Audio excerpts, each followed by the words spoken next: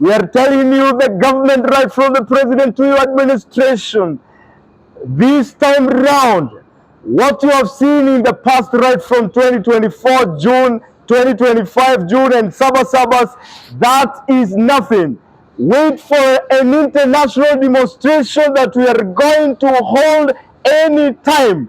Let me tell you, the demonstrations we are going to hold, they have never been seen in this nation, not unless you change. My name is Anthony Karumba.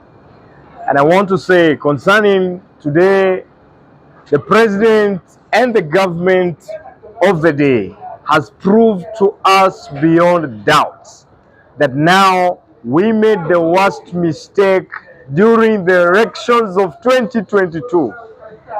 If you touch education, it means this is a government of ignorance. It means this is not the government of the people. I don't know who you are serving.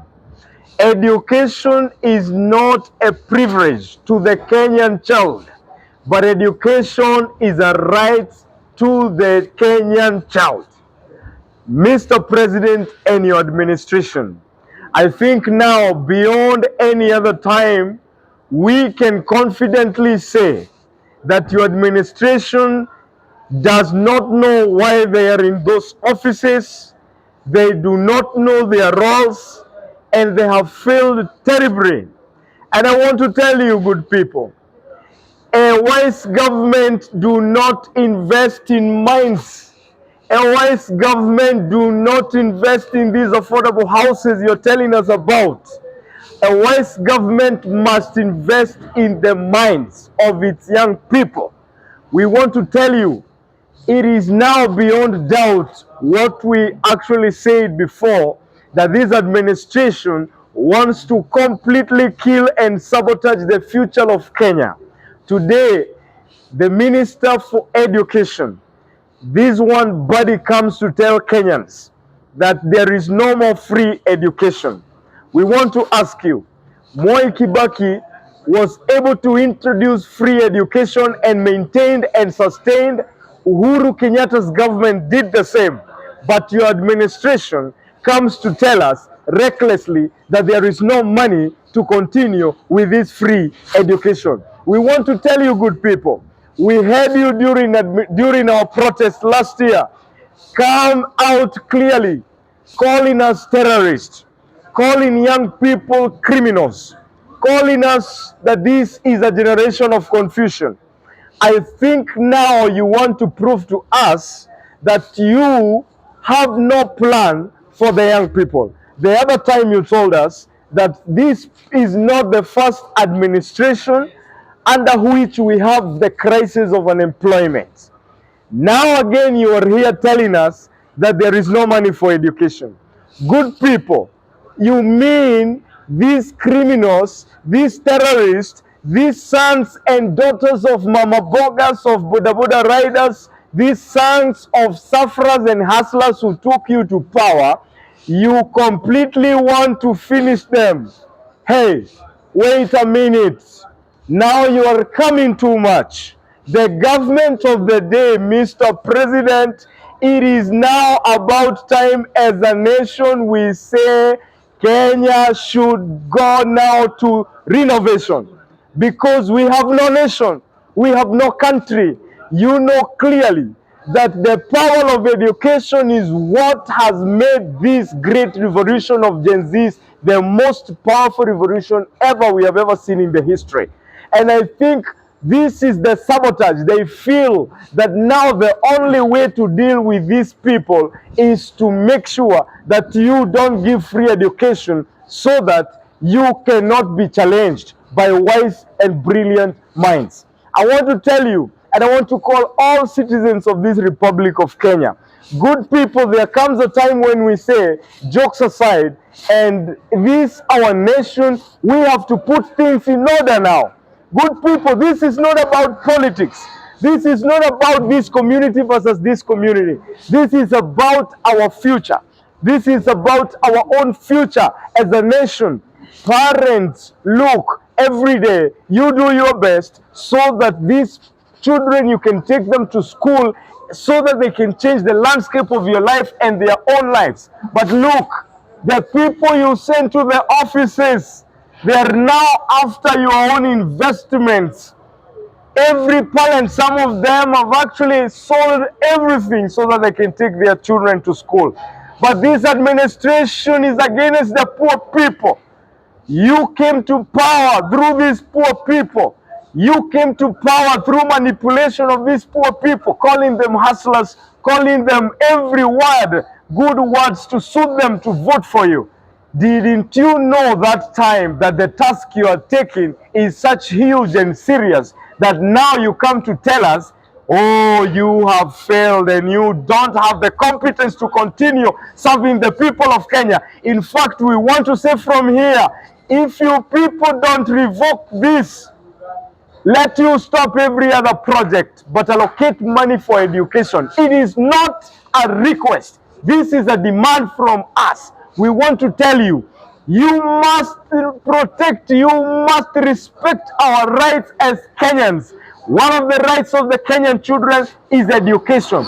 And if you are not going to do this now more than ever before, we will call all the university comrades, all the school pupils, every young person, both even the parents and the well-wishers, everybody, so that we come out and tell these people, enough is enough. If this Kenya Kwanza administration is not able to lead, to deliver, let them go home. Mr. President, we were talking about one term. Now the conversation must change to up to this point where we are. Let it be half term if that is what it will take. But we cannot allow the effort of the poor people to be sabotaged by the people we have sent to the offices so that you can deliver, you can work for us. Good people, who told you that we need houses? It's about time we do the triage, we do the prioritization. Education, if you don't give allocation, if you don't allocate money for education, we don't need your houses. If you are not going to allocate money for education,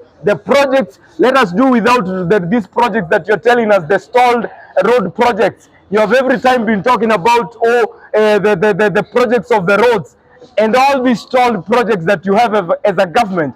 I want to say, more than ever before, this is a government of incompetent people. Incompetent people. Is this what it means by this broad-based government or whatever it is called? I want to say this, the same body and the same this opposition when it was opposition, they saw this and they said it, only to realize that now, body, you who told us about this education and this administration, how it has plans to kill the people of Kenya and to kill the education system, you are the person to implement this. This is very much disdainful to the Kenyan people, and we want to tell even your broad-based brothers, your time has come to an end.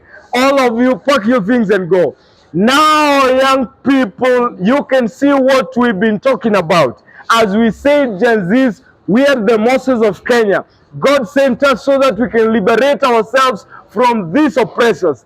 The oppressors now, the plan they have is to continue oppressing the poor and the oppressed so that they keep on with ruling. I mean, they keep on sabotaging and oppressing this country. Good people, don't remain silent. They have come too much. When you touch education, it means you don't want the poor people to change their lives. And if that is the case, then we, the poor people, if we merge with the numbers, we will send these people home. Thank you very much. Welcome. I thank you very much. Thank you. Since last year, when Mr. President called the university student to go and have a negotiation about the new funding model, I saw it that things will end this way. Yesterday, when I had the CS Mbadi telling the nation that it's time that now Kenya cannot fund the students, or Kenya has no money to fund education. I asked myself, what's the priority of Kenya? What's the priority of those people who are in power to the young people? This country is a country that has no plans to the young generation. It's a country that's planning to fail. people who don't have plans to young people are people who are planning to perish. I want to tell Mr. President, surely we elected you because we knew that you are capable of what you're going to do. Today you are telling us that it's not the first time that in Kenya, it's not the first time that Kenya is facing the crisis of jobs. This is not the first regime.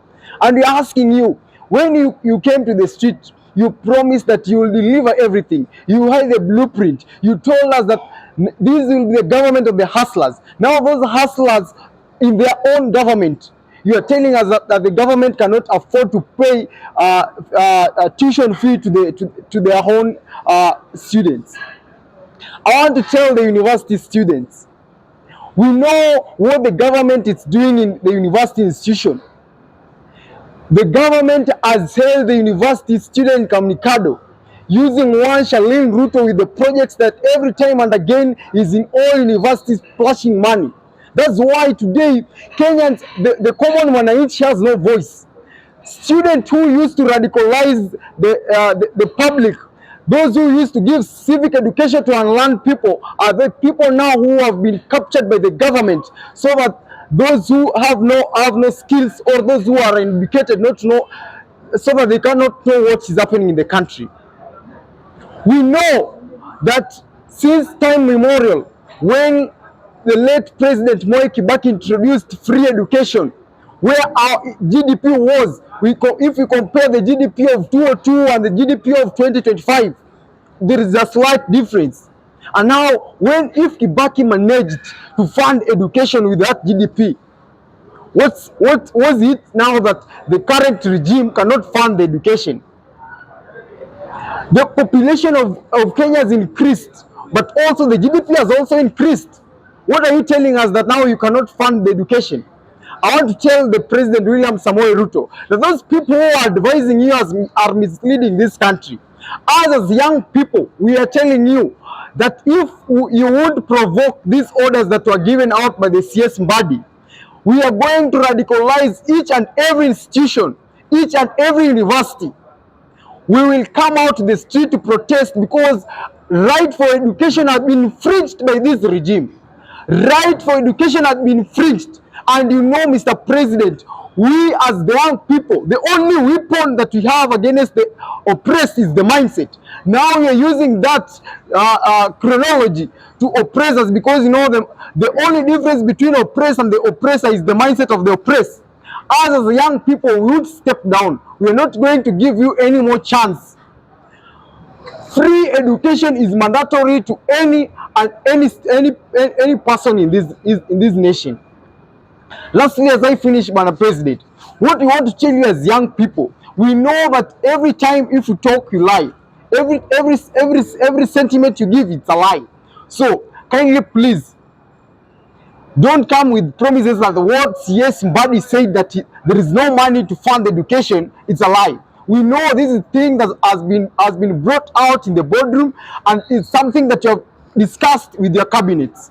This is the final decision that you have come out with. Now, if you are looking for funds to fund the election of 2027, don't infringe or don't take funds from education and take it to manage your own political ideas. Thank you. Yes, very much. And even as we finish, we want to stand in solidarity and say, as the young people of Kenya, we are telling you, the government, right from the president to your administration, this time round, what you have seen in the past, right from 2024 June, 2025 June, and Sabas, that is nothing. Wait for an international demonstration that we are going to hold any time. Let me tell you, the demonstrations we are going to hold, they have never been seen in this nation. Not unless you change that mindset and those kind of decisions. You wait and see the kind of demonstrations that we are having.